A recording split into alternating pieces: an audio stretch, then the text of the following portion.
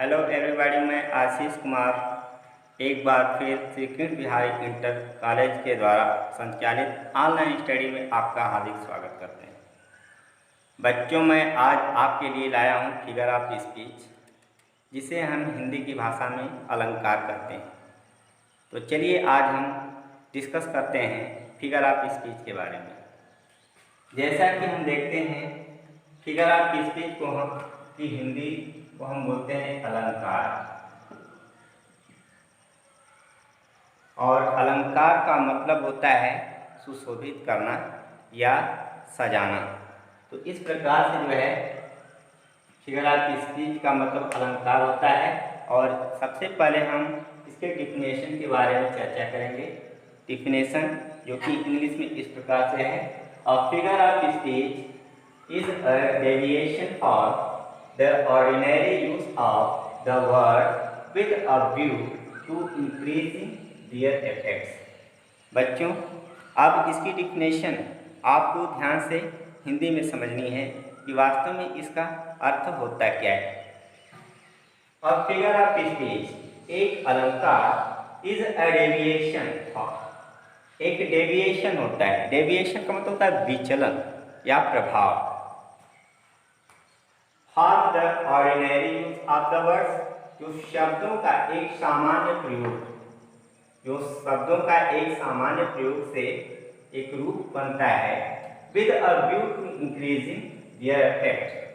their effect अपने प्रभाव को इंक्रीज करने के लिए, बढ़ाने के व्यू दृष्टिकोण से, जो शब्दों के एक सामान्य प्रयोग से जो हमें विचलन प्राप्त होता है, तो इसे हम अलंकार कहते हैं।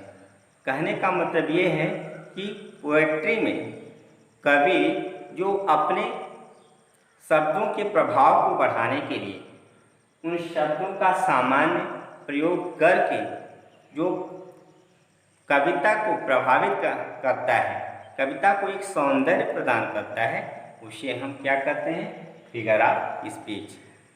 वैसे तो फिगर ऑफ स्पीच में देखा जाए तो ये कई प्रकार के होते हैं, लेकिन इंटरमीडिएट के सिलेबस के अनुसार आप लोगों को केवल 7 फिगर ऑफ स्पीच पढ़ने होंगे, जैसे कि simile, metaphor, personification, apostrophe, oxymoron, hyperbole, onomatopoeia. तो सबसे पहले हम सिमिली को अगर करते हैं तो सिमिली को हम क्या करते हैं? उपमा अलंकार।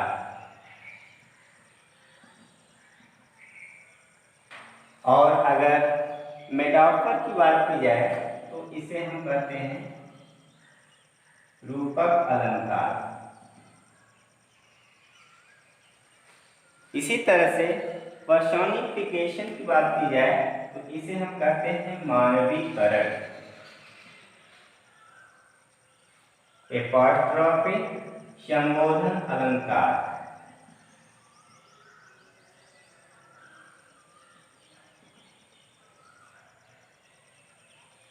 ऑक्सीमोरन विरोधाभास।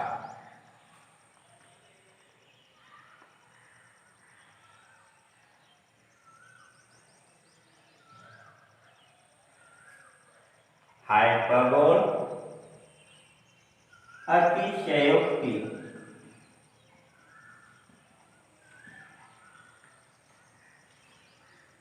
अनमोटोपैया ध्वनि अलंकार।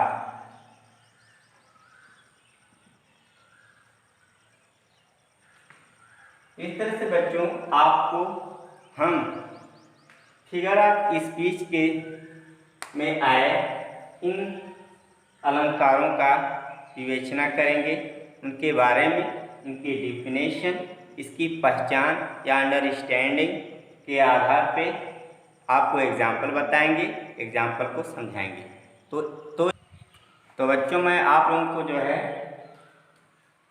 सिमिली के बारे में बताने जा रहा हूँ। सिमिली को हम क्या कहते हैं? सिमिली को हम कहते हैं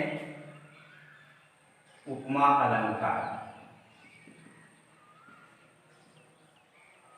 उपमा अलंकार कहते हैं। अब उपमा अलंकार की डिफिनेशन देखते हैं किस प्रकार से है। सबसे पहले देखते हैं a simile is a comparison between two objects of different kinds which have at least one point in common. The words as, like, or so are used for comparison. तो इस आधार पे हम यह कहेंगे असिमिली एक उपमा अलंकार। तो उपमा अलंकार वह होता है इज अ कंपैरिजन एक तुलना बिटवीन टू ऑब्जेक्ट्स दो वस्तुओं के बीच ऑफ डिफरेंट काइंड्स। और वह वस्तु कैसे होनी चाहिए? ऑफ डिफरेंट काइंड्स मतलब विभिन्न प्रकार की होनी चाहिए, अलग अलग तरह की होनी चाहिए वे दोनों वस्तुएं, और उनके बीच तुलना करना होता है। विच हैव एट लीस्ट, अब उन दो वस्तुओं में क्या होता है? एट लीस्ट मतलब कम से कम, वन पॉइंट इन कॉमन एक बात कॉमन होनी चाहिए, उभयनिष्ठ होनी चाहिए, एक दूसरे से मिलनी चाहिए। तो ऐसे वस्तुओं को हम जब कंप्रोमाइज़ करते हैं, कंपैरिजन करते हैं, तो उन कंपैरिजन करने के लिए कुछ वर्ड्स यूज किए जाते हैं, जैसे एज, लाइक या शो। ये तीन ऐसे वर्ड्स हैं जो कि सिमिली बनाने के लिए प्रयोग किए जाते हैं और वही तुलना का आधार बनता है। अब इसको हम शॉर्टकट में इस तरह से भी समझ सकते हैं, जैसे सिमिली किसे कहते हैं। ये सिमिली में आपको याद है कि दो ऑब्जेक्ट होने चाहिए या दो थिंग्स होने चाहिए, तो वह ऑब्जेक्ट कैसे हो? डिफरेंट होने चाहिए। दो ऑब्जेक्ट और वे दोनों ऑब्जेक्ट क्या हैं? डिफरेंट होने चाहिए। डिफरेंट ऑब्जेक्ट तो होने चाहिए, लेकिन उसमें क्या होता है कि वन पॉइंट कॉमन होना चाहिए। तो इन दोनों वस्तुओं में क्या होता है? वन पॉइंट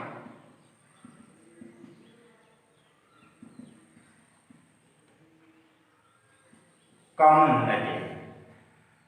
तो इस तरह से वन पॉइंट कॉमन होना चाहिए, लेकिन इस कॉमन को दिखाने के लिए, कंप्रोमाइज करने के लिए जो है तीन तरह के वर्ड्स यूज किए जाते हैं, जिसे हम लाइक, सो और एज के नाम से जानते हैं। ये तीनों वर्ड्स क्या होते हैं? सिमिली बनाने के लिए यूज किए जाते हैं, यूज फॉर कंपैरिजन। अब इस बात को हम चलते हैं उदाहरण के आधार पर समझ लेते हैं। Example, the night is dark as a black stone. First example है the night is dark as a black stones. तो सबसे पहला ऑब्जेक्ट हमारा क्या है? द नाइट है, और दूसरा ऑब्जेक्ट है अ ब्लैक स्टोन। तो बच्चों आपको ध्यान हो गया होगा कि इसमें दो ऑब्जेक्ट पाए जा रहे हैं, पहला द नाइट, दूसरा अ ब्लैक स्टोन।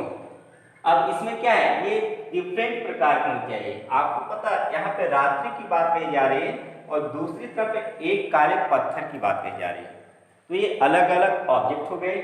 अब इसमें क्या दिखाया जा रहा है? कॉमन करने के डार्क दिखाया जा रहा है। इसमें कॉमन पॉइंट क्या है? डार्क। मतलब इन दोनों के बीच जो कॉमन दिखाया जा रहा है वह है डार्क।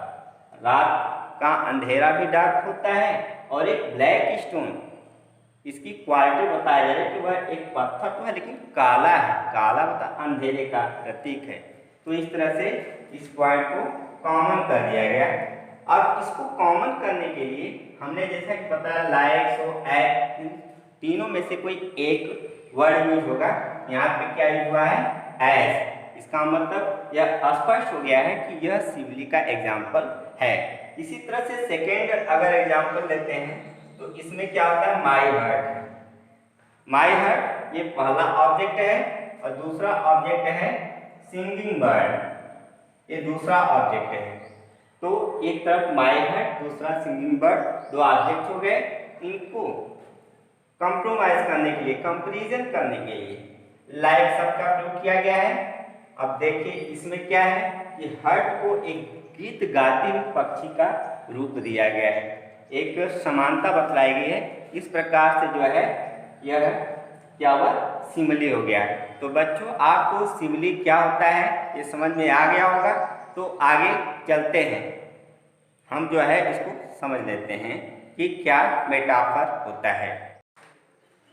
तो इस तरह से जो है कि हम आपको मेटाफर क्या होता है, इसकी डिफिनेशन क्या होती है और इसके एग्जाम्पल के आधार पर इसको किस तरह से अंडरस्टैंडिंग करते हैं, आइए देखते हैं। तो मेटाफर का मतलब क्या होता है, हिंदी रूप होता है रूपक, अलंकार,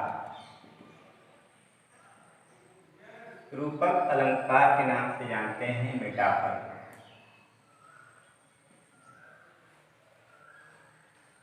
और मेटाफर इंग्लिश में इस तरह से होता है, इन अ मेटाफर, एक उपमा, एक रूपक अलंकार में द थिंग्स कंपेयर, जो तुलना की जाने वाले वस्तु हैं, मतलब जो कई वस्तु होते हैं, दो होते हैं, वह तुलना किए जाते हैं, आर ट्रीटेड एज वन, जो क्या होता है, ट्रीटेड किए जाते हैं, मान लिए जाते हैं, वन एक, एंड द सेम या समान। कहने का मतलब कि जो इसमें वस्तु दिखाए जाते हैं उन वस्तुओं को तुलना करते समय क्या करते हैं, एक मान लिया जाए या तो उसे समान मान लिया जाए। एंड द वर्ड, यहाँ पे word, and the words of comparison, और जो तुलना व करने वाले जो शब्द हैं जैसे एज, लाइक और शो, यह मेटाफर में प्रयोग नहीं किया जाता है। तो इस प्रकार से हम इसको इस तरह से भी समझ सकते हैं कि मेटाफर जो होता है, मेटाफर में दो ऑब्जेक्ट होते हैं जो कंपेयर करने के लिए प्रयुक्त किए जाते हैं।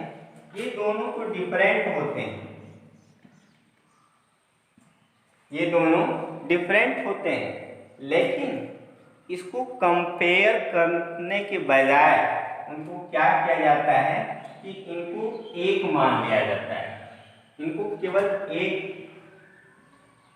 एक ऑब्जेक्ट ही समझ लिया जाता है, या तो इसको सेम मान लिया जाता है, एक समान मान लिया जाता है। कहने का मतलब ये होता है कि उनको उसी रूप में समझ लिया जाता है। तो इस तरह से दूसरी तरफ क्या होता है कि जो इसमें तीन शब्द होते हैं, वह सो हो गया, लाइक और एज, तो सिमिली में ये तीन शब्द जो यूज किए जाते हैं, मेटाफर में यह यूज नहीं होता है या प्रयोग नहीं किया जाता है।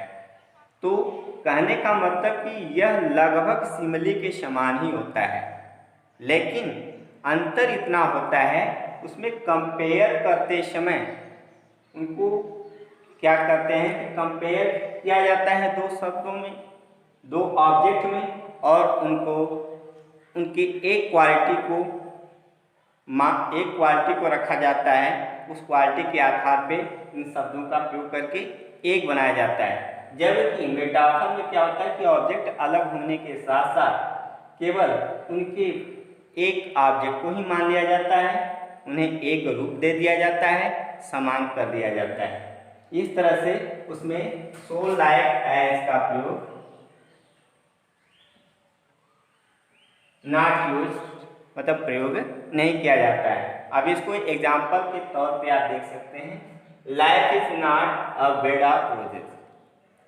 अब इसमें दो ऑब्जेक्ट हैं, लाइफ और एक है बेड ऑफ रोजेस। दो ऑब्जेक्ट दिया गया है, लाइफ को और बेड ऑफ रोजेस को। अब इसमें क्या है, इसको कंपेयर करने के लिए सो, लाइक, एज का कहीं पे प्रयोग नहीं किया गया है।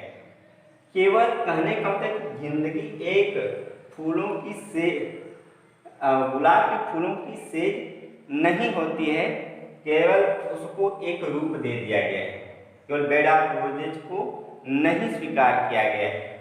तो इस तरह से यह क्या है, मेटाफर का रूप होता है। अब दूसरी एग्जाम्पल की अगर बात की जाए तो revenge is a bind of revenge is a kind of wild justice. यहाँ पे रिवेंज जो बदला है, जो बदला लेना होता है, वह रिवेंज अ काइंड एक प्रकार का क्या है ऑफ वाइल्ड जस्टिस, एक जो है कि एक जंगली न्याय के समान बताया गया है। कहने का मतलब रिवेंज को एक जंगली न्याय का रूप, एक असभ्य न्याय का रूप का दर्जा दे दिया गया है। उनको एक तरह से केवल जो है कि असभ्य न्याय का रूप मान लिया गया है, बदले की भावना को। इस तरह से यह मेटाफर आपका स्पष्ट हो गया होगा बच्चों। तो आगे हम आपको ले चलते हैं तो बच्चों आप लोगों को जो है पर्सोनिफिकेशन क्या होता है यह समझाने का प्रयास कर रहे हैं। जैसा कि पर्सोनिफिकेशन को हिंदी में हम कहते हैं मानवीकरण।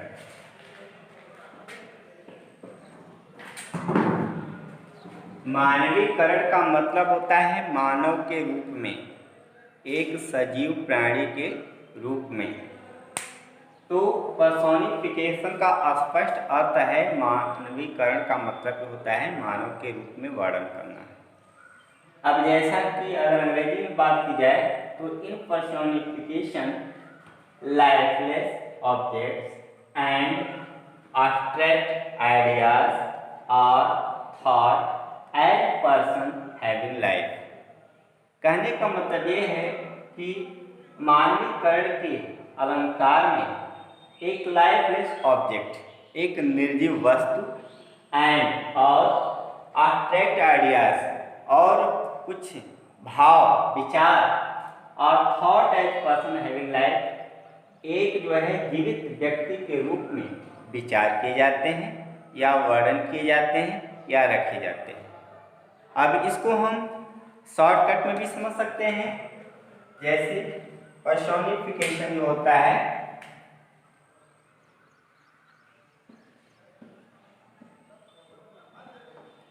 इसमें दो चीजें आती हैं, लाइफलेस ऑब्जेक्ट और दूसरा आता है एब्स्ट्रैक्ट आइडियाज।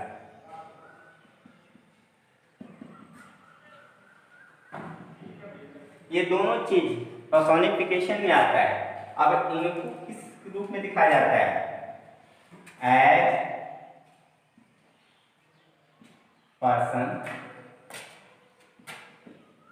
Having life. इसको जो है एक जीवित व्यक्ति के बारे में दिखाया जाता है, एक जीवित व्यक्ति के रूप में दिखाया जाता है, तो उसे हम पर्सोनिफिकेशन कहते हैं। अब चलते हैं इसको एग्जाम्पल के रूप में भी समझ लेते हैं। जैसे कि अलाइव नो लेग। यहाँ पे अलाइव नो लेग ऑब्जेक्ट दिया जा रहा है, तो इसमें अलाइव जो होता है एक झूठ, झूठ का मतलब होता है एक एब्स्ट्रैक्ट नाउन है झूठ, जिसे हम लाई कहते हैं। अब झूठ जो होता है यह एक प्राणी तो है नहीं, यह तो केवल एक नाउन है, लाइफलेस है और एब्स्ट्रैक्ट है, एक आइडिया है, विचार है। तो अब नो लेग की बात करता है, कोई जो है कि पैर नहीं है। पैर तो व्यक्ति के होते हैं ना, न कि किसी भाव के होते हैं। लेकिन भाव को दिखाने के लिए, उसको मानव के रूप में दिखाने के लिए मानव का एक अंग लेग जोड़ दिया गया है। पर्सोनिफाइड करने के लिए लेग का प्रयोग किया गया है। तो इस तरह से लाइक को पर्सोनिफाइड करने के लिए लेग का प्रयोग करके यह दिखाना चाहता है कि यह एक पर्सोनिफिकेशन है, इसमें मानवीकरण है, इसमें पर्सोनिफिकेशन है। अब नेक्स्ट में देखेंगे तो जैसे लव को सभी लोग जानते हैं, जिसे प्रेम, प्यार, स्नेह, ममता कहते हैं। और दूसरी तरफ यहाँ पे ब्लाइंड की परिभाषा दी गई है। तो प्रेम एक विचार है, एब्स्ट्रैक्ट नाउन है, तो इसको हम अंधा बता रहे हैं।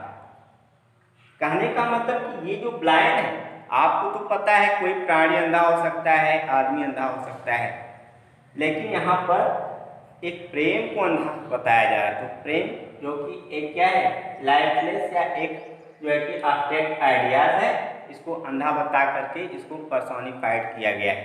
तो इस तरह से पर्सोनिफिकेशन समझ में आ गया होगा। तो अब आप आगे देखिए। तो बच्चों जो है एपोस्ट्रॉफी फिगर ऑफ स्पीच क्या होता है, आइए देखिए। एपोस्ट्रॉफी को हम कहते हैं संबोधन,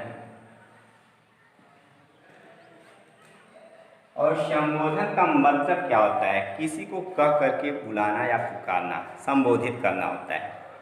तो इस तरह से इसे हम संबोधन अलंकार के नाम से जानते हैं। तो संबोधन जो होता है यह मानवीकरण से थोड़ा हट करके होता है और इसमें थोड़ा अंतर पाया जाता है। तो चलिए पहले देखते हैं कि एपोस्ट्रॉफी होता क्या है। तो an apostrophe is a direct address to dead, to the absent, or to personified object or ideas। तो कहने का तात्पर्य यह है कि जो संबोधन अलंकार वह होता है जिसमें इज अ डायरेक्ट एड्रेस किया जाता है, डायरेक्ट बुलाया जाता है या कह करके संबोधित किया जाता है। इसे टू अ डेड, एक मृत व्यक्ति को, टू द absent, एक अनुपस्थित व्यक्ति को जो उपस्थित न हो, और टू पर्सोनिफाइड या जो है मानवीकरण किए हुए वस्तु या विचारों को, इन तीनों को जो है क्या किया जाता है, अब कह करके संबोधित किया जाता है। उसे हम क्या कहते हैं, संबोधन अलंकार के नाम से जानते हैं। वह अलंकार जिसमें मृत, अनुपस्थित और मानवीकरण किए गए वस्तु या विचारों को संबोधित किया जाता है या संबोधित करके लिखा जाता है, तो उसे हम क्या कहते हैं, संबोधन अलंकार के नाम से जानते हैं, एपोस्ट्रॉफी के नाम से जानते हैं। अब इसे हम इस तरह से समझ सकते हैं कि एपोस्ट्रॉफी जिसमें तीन बातें शामिल होती हैं। एक होता है डेड और दूसरा होता है टू द absent और तीसरा होता है personified ऑब्जेक्ट कहिए चाहे आइडियल विचार कहिए। तो एपोस्ट्रॉफी एक मृत व्यक्ति को, एक अनुपस्थित व्यक्ति को या मानवीकरण किए गए विचारों को क्या करता है, कह करके संबोधित करता है। इसको जो है एड्रेस किया जाता है, एड्रेस मतलब संबोधन किया जाता है। तो उसे हम एपोस्ट्रॉफी या संबोधन अलंकार के नाम से जानते हैं। अब संबोधन के लिए ध्यान देना पड़ता है कि संबोधन करने के लिए आपको इसमें बोधक चिन्ह का प्रयोग करते हैं, और दूसरे फैक्ट में क्या होता है कि हम कामा का प्रयोग करते हैं। ये दो बातें ध्यान देनी चाहिए कि संबोधन अलंकार में दो प्रकार के, जिसको संबोधित किया जाता है उसके आगे या तो संबोधन का चिन्ह लगेगा या फिर कामा का प्रयोग किया जाएगा।